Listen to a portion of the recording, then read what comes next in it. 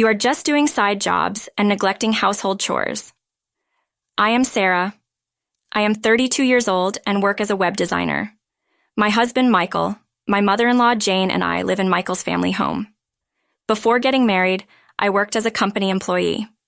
After getting married, I became independent and now work from home as a web designer. Most of my job opportunities come from the company I previously worked for. They are my valiant customers who appreciate my design work. In order not to lose these important customers, the company continues to trust me with projects. For me, this safe zone commuting time and helps me manage my household chores after getting married. The way I work now benefits both the company and myself, and I am satisfied with it. However, Jane seems to disapprove of me working. She has old-fashioned values and strongly believes that once married, a wife should be a full-time housewife and support her husband. She often talks about this. In this day and age, almost no household is like that. Most couples are dual income. Michael kindly explained to his mother, "If we're living on your salary, you at least need to handle the household chores properly." Jane seems not easily convinced. Even if you say it's a side job, it doesn't bring much income, right? Jane doesn't understand my job and always refers to it as a side job. For me, I believe I manage my household chores properly while working. However, it seems she is dissatisfied with how I work, which is different from her ideal of a full-time housewife. To Jane, who cherished her only son, I might appear as the unpleasant woman who took her precious son away. Shortly after our marriage, Jane has been continuously saying hurtful words to me. It seems that none of my actions pleased her. According to Michael, about 5 years ago, his father passed away, and since then, his mother's attachment to him has grown stronger. Michael often looks bothered by it, but it seems he doesn't mind being relied upon by his mother. The house we live in is located in a residential area and was purchased by his father about 30 years ago. The remaining mortgage was paid off with his father's life insurance and is now in his mother's name. It has an adequate number of rooms for the 3 of us, and I also have a room I can use for work, which is very helpful. Jane has been living here for 30 years and seems to have many friends in the neighborhood. They often come over to visit. Whenever one of Jane's friends comes over, I have to interrupt my work to prepare tea and snacks. Women of the same age as Jane from the neighborhood gather, and a session of gossip about their families and complaints about their daughters-in-law begins. My daughter-in-law finds some excuse to go back to her parents' house, and she's not here for half the year. My daughter-in-law spends money so recklessly. I feel so sorry for my son. At one point, we even had debt collectors coming over. It was a real mess.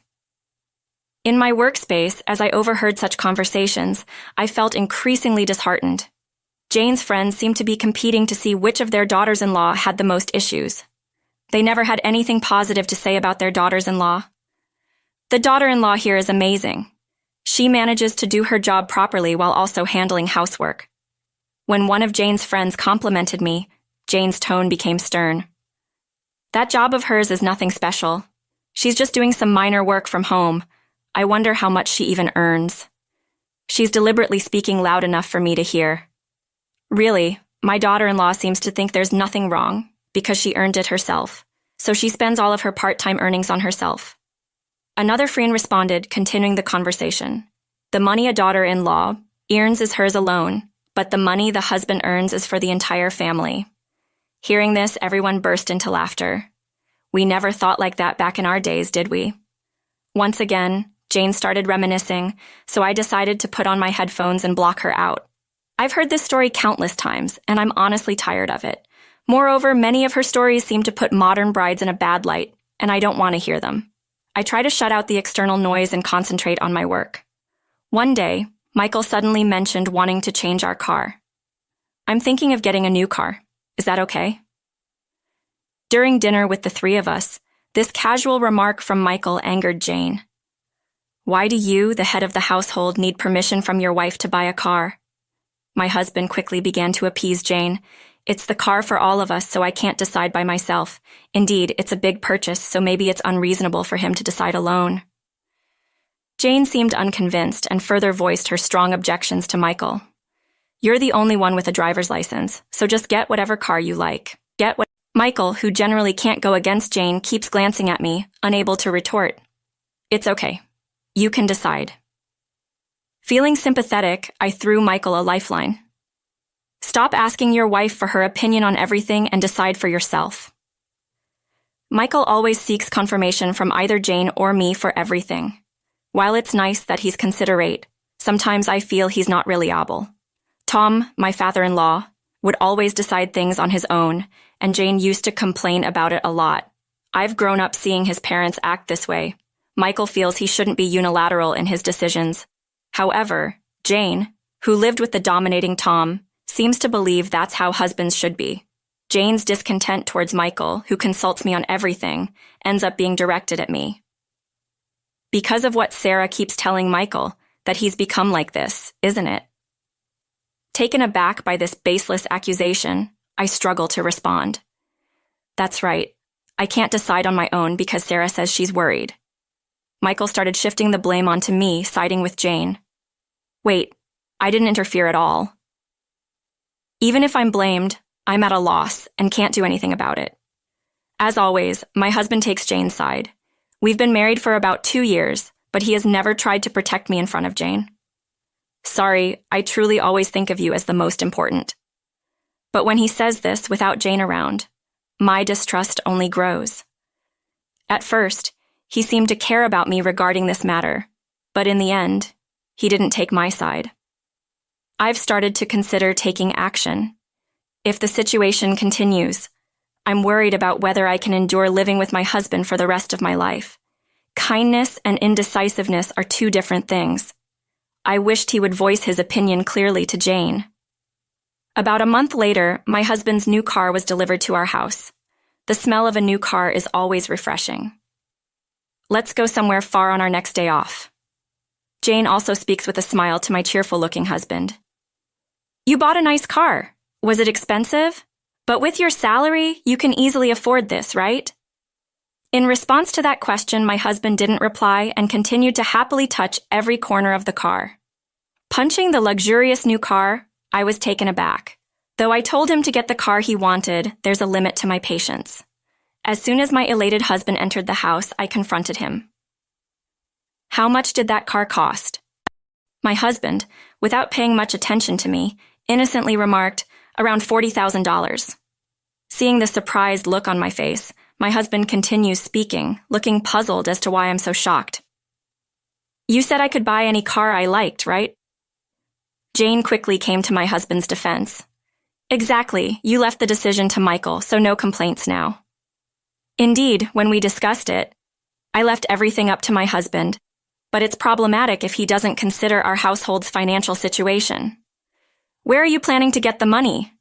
I interrupted Jane's story and asked my husband. Well, I'll take out a loan. On behalf of my husband, who was at a loss for words, Jane let out a scream-like shout. Sarah, you're not the one paying, so you shouldn't complain. Jane seemed angry, either because I had interrupted her or because of the harsh words I'd said to my husband. She looked at me with a menacing expression. You're eating because of Michael's income, and all you do is complain. What an ungrateful wife. Jane was speaking more aggressively than usual. I work too. In response to my protest, Jane defiantly retorts. What are you talking about? Your part-time job hardly earns anything. Michael brings home $3,000 a month. Jane looks down on me as if to say I couldn't possibly earn that much. I was about to say that's the amount I earn.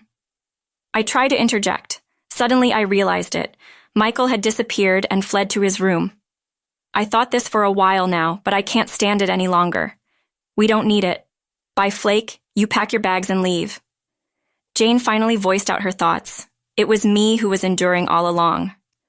I never intended to discuss how much I earn, especially not under these circumstances, and I lost the will to argue back. I felt anger rising at Jane's words, and I was also fed up with my husband's attitude. Originally, it wasn't a root cause of this argument between me and Jane, but Michael, again, his indecisive nature, a clear flaw, was showing. I understand. I'll leave as you said.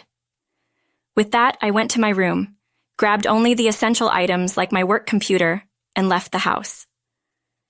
I'll come back later to collect the rest of my things, I told Jane, who was glaring at me with a fearsome expression. Michael stayed hidden in his room and didn't come out. The next time you come here, you better bring divorce papers." Unable to contain her anger, Jane shouted at me. "Do you hear me? You are a failure as a wife." I was shocked. I had never seen Jane use such harsh words before. If I had let Jane's words get to me, I felt like I might lose my sanity. So I left their home without saying a word. Was it because they didn't like that I did as I was told and left? Or was it because they couldn't forgive me for daring to discuss money matters with my husband? Regardless of the reason, all I knew was that I wanted to leave that house as soon as possible. After leaving my husband's family home, I had nowhere else to go, so I decided to return to my parents' house for the time being. What happened all of a sudden? Sophia, my mother, seemed unable to hide her shock. "I don't need to know what happened, but take your time and rest." Jason, my father, seemed to grasp the situation from the troubled look on my face. After that, I received no communication from my husband. The loving husband I had known before we were married was nowhere to be found now. I regretted not seeing my husband's true character, who would only act as Jane instructed. Talking with my parents about my husband and Jane helped ease my mind. "You don't have any children, so I think it's better to get a divorce sooner rather than later," Sophia advised me, and I felt the same. I have a supportive work environment, so I won't face any difficulties in my day-to-day life. Over the weekend, with my father's help, I moved all my belongings from Jane's house. My husband was nowhere to be seen, and Jane didn't even attempt to come out of her room. I stood in front of my husband's room and spoke to him. "Thank you for everything up to now. Can you fill out the divorce papers?" I slipped the divorce papers through a gap in the door into my husband's room. I filled out the divorce papers. "Is this okay now?" With a disgruntled tone in his voice, the divorce papers were returned through the gap under the door. Realizing that our marriage had ended in such a manner, a wave of sadness washed over me. I didn't want to speak to Jane, so I left her house immediately. I didn't want to remember the house where I had lived for roughly 2 years. I headed straight to the city hall, filled with the desire to submit divorce papers and clear my mind. I wanted to end things quickly if it could be done with just a piece of paper. After the divorce, I've been staying at my parents' house and have continued my job while I searched for a place to live. As I was considering moving out on my own, Sophia approached me. "You can stay here for a while. I can help you out more than if you were living alone," she said. Jason was keen on me living alone either. "Michael and Jane are unconventional people. They might come to your house," he warned. Although I thought that was unlikely, being with my parents was very comforting. In fact, I could work from anywhere, so I decided to stay at my parents' house for a while.